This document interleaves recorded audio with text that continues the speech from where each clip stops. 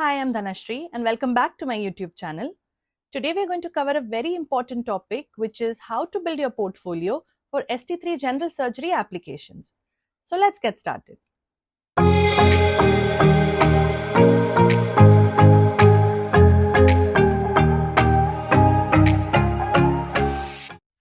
First, let's understand what is this ST3 General Surgery. Now, we've discussed this multiple times, so I'm sure you remember.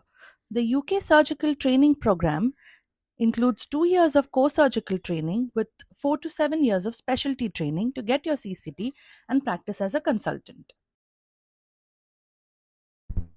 Some specialties like neurosurgery, cardiothoracic surgery have a run through training, which means that you enter at ST1 level and go all the way up to ST8 to get your CCT.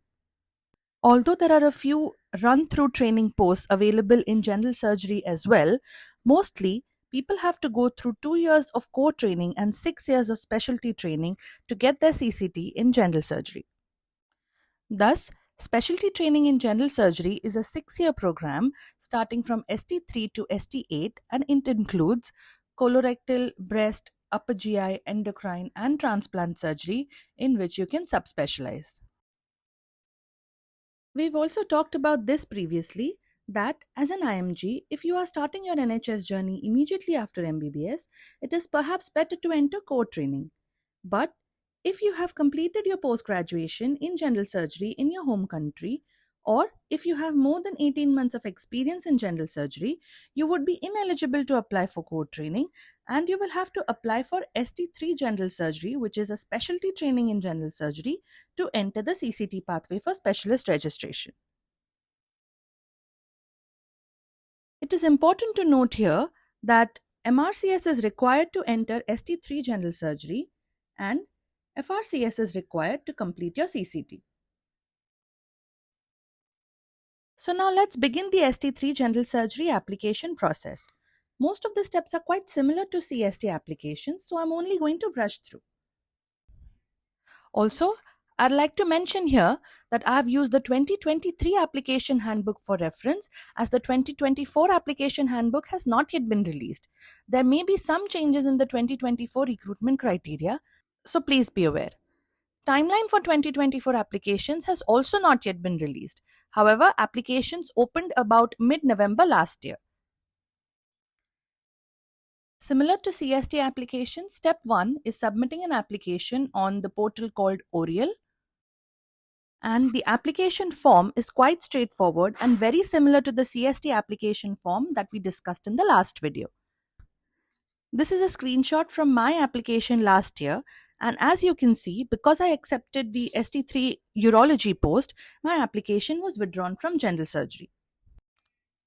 Similar to CST applications, to get longlisted, you need to meet the minimum eligibility criteria, which is again a long list of criteria, which I'll put in the description box below for your reference. But in short, you need a full GMC registration with a license to practice medicine, your MBBS degree certificate, your MRCS degree certificate, evidence of English language skills, and a CREST form. Now, this is different to the CREST form that we discussed for CST application, as this is a certificate of readiness to enter higher surgical training. Again, similar to CST applications, you will need to submit a self-assessment score along with your application form, which will be verified and used for shortlisting process. For 2023 applications, this score was based on these 10 criteria, which I will discuss in details, as most IMGs find this to be the major hurdle in their application process. The first criteria is the number of months spent in medicine in any specialty, in any job, post-foundation or internship, and this is your N number. This N number does not directly contribute to your score, rather it is a division factor for your score. So simply put, the more experience you have, the higher will be your N number and the lower will be your score. And we will see how subsequently. The second criteria is the number of months spent in general surgery, post-foundation or internship, and you can again see that the more experience you have, the less will be your score. So basically, they do not want over-experienced people applying for these posts.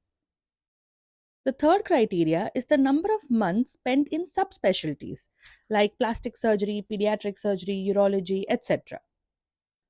So, if during your residency you spend some months rotating in these subspecialties, make sure you get an experience certificate from your college to score maximum in this criteria. Not only in this criteria, but you can effectively subtract this experience from your total general surgery experience and score more points in your previous question. What I mean is, suppose you've spent 6 months rotating in urology and 6 months rotating in neurosurgery during your residency. Not only will you score 2 points in this question, but you will also be able to subtract 12 months from your total general surgery experience, and you may benefit by getting a higher score in the previous question. So please make sure you calculate this correctly and get a proper experience certificate indicating the exact number of months, including the start and end date from your college or hospital. Moving on, question number 4 is about your surgical experience, and you will need to provide a full logbook evidence for the same. For 2023 applications, they only included the number of appendicectomies, both laparoscopic and open, but your evidence must include your role in the procedure, that is either STS or STU, P or T. STS is where the trainee performs key components of the procedure, where the trainer is scrubbed. STU is the trainee completes procedure from start to finish and the trainer is unscrubbed but is in the operation theatre throughout. P means performed, where the trainee completes the procedure from start to finish and the trainer is present less than 70% of the duration of the procedure. And T means training more junior trainees. So please ensure your logbook contains your role during the procedure as well. Question 5 has two parts. 5A is the number of first author papers that you have, and they need to be in a PubMed index journal with a PMID. You get 2 points for each paper, and case reports, abstracts, and letters are not included. 5B is the number of non-first author papers, again in a PubMed index journal, 1 point for each of these. The evidence for this question is pretty straightforward. You need to submit a PDF copy of your paper and also the PubMed ID. Question 6 is the number of national and international presentations that you have given, and again you get 1 point for each. Posters are excluded. For this question, the evidence that you upload must include not just your certificate of presentation but also the meeting program with your name and presentation details. So please ensure you have this or you send emails to organizers to send this across. If possible, also upload a PDF copy of your presentation as well. Question 7 is about your audits. 1 point for single cycle audit and 2 points for closed loop or full cycle audit. These are scoring points, as getting an audit done locally in your hospital is not as difficult and time consuming as publishing a paper. So please maximize your points here. Also, ensure you have clear evidence demonstrating that you were actively involved in both cycles. Again, attaching a PDF proof of your audit presentation is recommended. Now, let's understand the role of the N number. Your score in question 5, 6 and 7 gets divided by your N number. So you can understand that having more experience, which means a greater N number, is indeed counterproductive to your scores, as this is a division factor. But it is what it is, and this will disadvantage a majority of applicants, so don't worry about this too much. Remember, your self-assessment score is only important to get you an interview. Once you reach the interview stage, it makes up only 20% of your total score. The next question is about your additional degrees. Remember, this does not include MBBS and MRCS as these are mandatory for application. My MS in General Surgery got me only 1 point, and I did try to appeal this, but the selection leads are the final arbitrators, so you will have to accept the scores that they deem appropriate. As part of the evidence, along with the degree certificate, you will also need to provide a thesis completion certificate and I did get a certificate from an organization called UK NARIC to provide equivalence. The next question is about leadership and management. So, if you have taken up roles such as rota manager, mess secretary, or have conducted courses, make sure you submit a clear evidence which will fetch you 2 points if done at a national or regional level and 1 point if at a local or trust level. The last question is about your teaching qualifications. A PG cert in teaching would fetch you 2 points. However, this is quite a time consuming and expensive course, so I wouldn't recommend it just for the purpose of this application. The Teaching the Teachers course can fetch you 1 point in this section, so make sure you do it prior to your application. So, this completes the self assessment criteria. I recommend that you start gathering your evidence early and make separate folders on your computer for each question so that it becomes easier to upload when the time comes. Please don't get overwhelmed by these criteria, as most candidates will be disadvantaged by certain aspects, and the aim is only to score enough to get through to the interviews.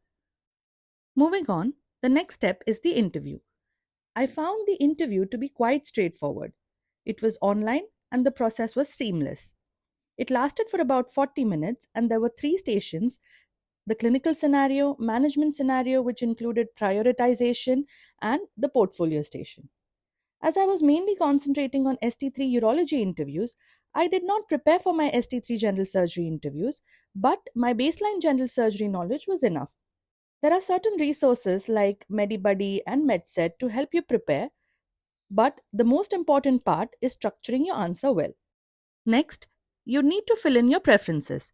This is usually a personal choice depending on where in the UK do you wish to live and which hospitals do you wish to rotate in. In 2023, there were 515 applications for 162 posts and the competition ratio for general surgery was 3.18. This was the competition ratio for other surgical specialties in 2023. Lastly, you will be made offers depending on your rank and your preference once you match the program. As I said, the final score is a sum of your verified self-assessment score, which contributes only 20% of the final score, and your interview score, which contributes to 80%. Alright, so this completes my video on ST3 General Surgery Applications. The reason I made such a detailed video was because I've been getting a lot of questions from my colleagues back home regarding applications and portfolio building. So I really hope this video has helped you. My aim is not just to help you start your NHS journey, but also to help you progress in your career. If you think my videos are helping you, then please like, share and subscribe to my YouTube channel, and please feel free to use the comment section to ask any doubts that you may have. I'll see you in my next video, and until then, take care.